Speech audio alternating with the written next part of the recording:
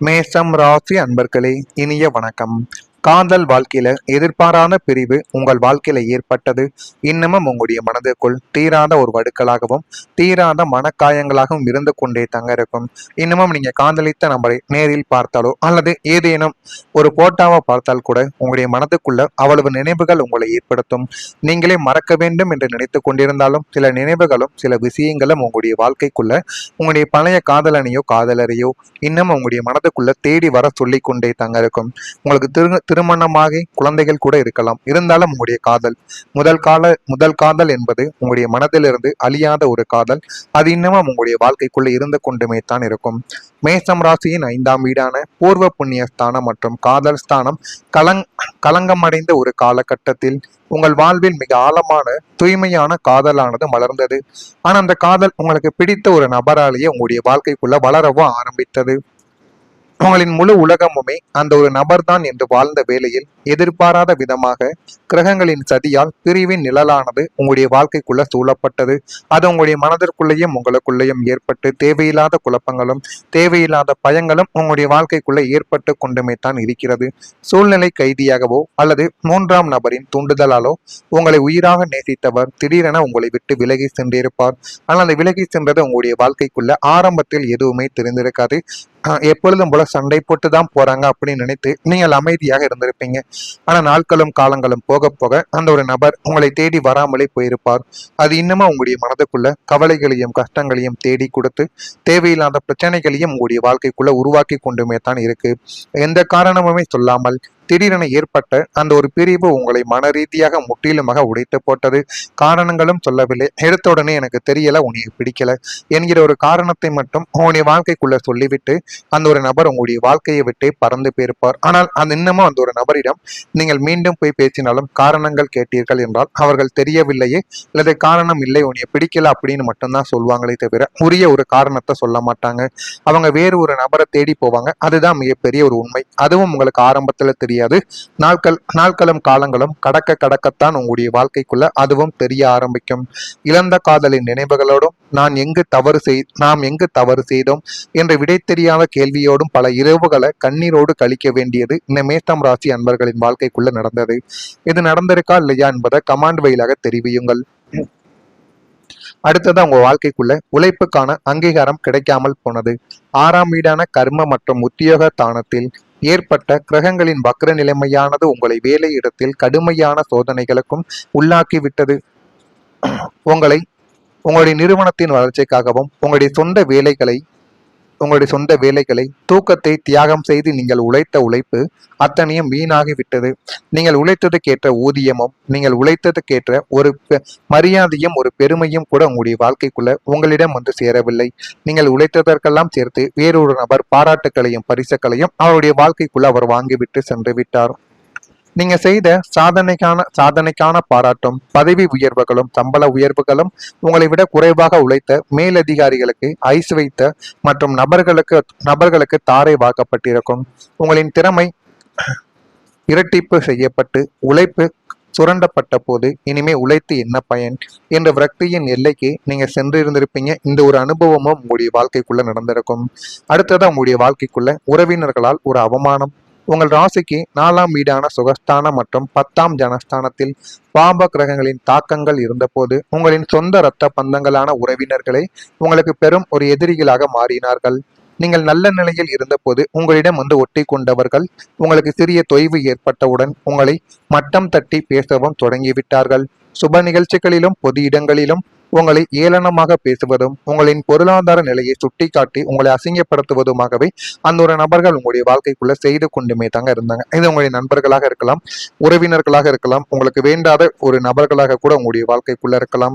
ஆனால் எங்க பார்த்தாலும் உங்களுக்கு உங்களுடைய வாழ்க்கைக்குள்ள அசிங்கத்தை ஏற்படுத்தி உங்களுடைய வாழ்க்கைக்குள்ள நீங்க தலை நிமிர்ந்து நடக்கக்கூடாது என்று செய்த செயல்கள் இன்னமும் உங்களுடைய வாழ்க்கைக்குள்ள இருந்து கொண்டுமே தான் இருக்கும். உங்களின் சுயமரியாதையை ஒட்டுமொத்தமாக சிதைக்கும் நோக்கில் அவர்கள் வீசிய வார்த்தைகளும் அம்புகளும் உங்களை உறவினர்கள் என்ற கூட்டத்தை விட்டே தள்ளி வாழ வைத்தது. அதனால தான் நீங்கள் உறவினர்களே வேண்டாம், நம்ம பட்ட அவமானங்கள் போதும், அவர்களுக்கு தேவையென்றால் தேடி வருவார்கள், இல்லை என்றால் நம்மிடம் வரக்கூட மாட்டார்கள் என்றெல்லாம் உங்களுடைய மனதுக்குள்ள தோண்டி உறவினர்களை விட்டு நீங்க வெறுத்து கொண்டு வாழ்வீங்க. இது உங்களுடைய வாழ்க்கைக்குள்ள நடந்திருக்கா இல்லையா என்பதை மேஷம் ராசி அன்பர்களாக நீங்கள் இருந்தீர்கள் என்றால் நிச்சயமாக நீங்கள் கூற வேண்டும்.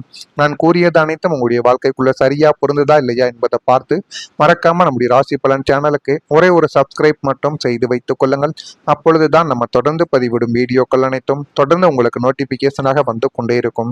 வரக்கூடிய இந்த ஒரு தேதிக்கு பிறகு மேஷம் ராசி வாழ்க்கைக்குள்ள ஒரு ஒற்றுமையானது அதிகரிக்கப்படும். குடும்பஸ்தானத்தில் இருந்த ராகு கேதுக்களின் தோஷங்களும் கிரகங்களின் வக்ர நிலைகளும் விலகுவதால் உங்களுடைய குடும்பத்தில் இதுவரை நீடித்து வந்த சண்டை சச்சரவுகள், மனத்தாக்கங்கள் அத்தனையும் பனி போல உருகி விலக ஆரம்பிக்கும். உங்களுடைய குடும்பத்தை விட்டு நீங்கள் நினைத்ததை விட உங்களுடைய குடும்பத்துக்குள்ள இனிமே வரக்கூடிய நாட்கள்ல நன்மைகள் என்பது நடக்க ஆரம்பிக்கும். கணவன் மனைவியிடையே அந்யோன்யம் அதிகரிக்கும். உங்களை புரிந்து கொள்ளாமல் விலகி சென்ற பிள்ளைகளும் குடும்ப உறுப்பினர்களும் உங்களின் உன்னத குணத்தை உணர்ந்து உங்களிடம் மீண்டும் வந்து இணையவோ ஆரம்பிப்பார்கள். அவர்கள் இணைந்து போதுமான அளவுக்கு உங்களுடைய வாழ்க்கைக்குள்ள என்ன பண்ணணும் என்ன பண்ணக்கூடாது என்ற அனைத்தையுமே புரிந்து கொள்ளக்கூடிய அளவுக்கு உங்களுடைய வாழ்க்கைக்குள்ள எல்லாமே நல்லதாகவே நடக்கும். குடும்பத்தில் மங்களகரமான சுப நிகழ்ச்சிகள் தங்கும் தடையுமின்றி நடந்து ஏகப்பட்ட மகிழ்ச்சியை உங்களுடைய வாழ்க்கைக்குள்ள தேடி கொடுக்கும். உங்களுடைய இல்லம் இனிமே அமைதியும் சந்தோஷமும் நிறைந்த நந்தவனமாக மாறி போதுமான அளவுக்கு நன்மைகளை உங்களுக்குள்ள தேடி கொடுக்கவும் ஆரம்பிக்கும். கடன் சுமை உங்களுடைய வாழ்க்கையை விட்டு குறைந்துவிடும். 6ஆம் வீடான ருணரோக சத்துருஸ்தானம் பலம் பெறுவதால் உங்களை தூங்க விடாமல் வட்டி மேல் வட்டியாக ஏறி உங்களை வாட்டி வதைத்த கடன் பிரச்சனைகள் அனைத்தும் இனிமே முடிவுக்கு வந்துவிடும். கடன் பிரச்சனையினால உங்களுடைய வாழ்க்கைக்குள்ள எவ்வளவோ துன்பங்கள், எவ்வளவோ மனசுல நினைத்ததை செய்ய முடியாம கடனை அடைக்கணும்னு உங்களுடைய வாழ்க்கை பாதி நாட்கள் அதிலேயே போயிருக்கும். நினைத்த சாப்பாடு கூட சாப்பிட முடியாமலும், குடும்பத்துக்கும் குழந்தைகளுக்கும் வேண்டியதை கூட வாங்கி கொடுக்காமலும் நீங்கள் பட்ட அவமானங்கள் என்ன என்பதை உங்களுக்கு மட்டுமே தாங்க தெரியும். ஆனா இனிமே உங்களுடைய வாழ்க்கைக்குள்ள ஒரு நிம்மதியான ஒரு தூக்கம், நிம்மதியான ஒரு வாழ்க்கை, குடும்பத்துடன் மகிழ்ச்சியாக வாழக்கூடிய ஒரு சூழ்நிலை உங்களுடைய வாழ்க்கைக்குள்ள அமையப் போகிறது. புதிய வருமான வாய்ப்புகள் மூலமும் எதிர்பாராத பூர்வீக சொத்துக்களின் லாபங்கள் மூலமும் கணிசமான தொகை உங்களுடைய கைக்கு வந்து சேர்ந்துவிடும்.